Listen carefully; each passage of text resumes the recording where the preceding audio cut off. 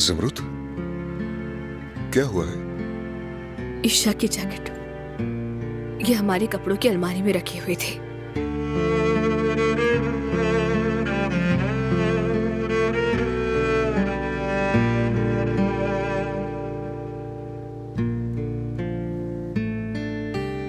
मैं खाने की दावत छोड़ देता हूँ। क्यों ना हम कल सुबह सवेरे चंद दिनों के लिए यहाँ से कहीं चले जाते हैं। और काम वो ज्यादा अहम नहीं है। ऐसी बातें मत करो। मुझे पसंद आया तुम्हारा प्लान, लेकिन तुम्हें जाना चाहिए। तुम्हें यकीन है ना? अगर मेरी जरूरत पड़े तो फोन करना आ जाऊंगा। ठीक है। ज्यादा देर नहीं रुकेंगे, खाना खत्म होते ही वापस आ जाएंगे।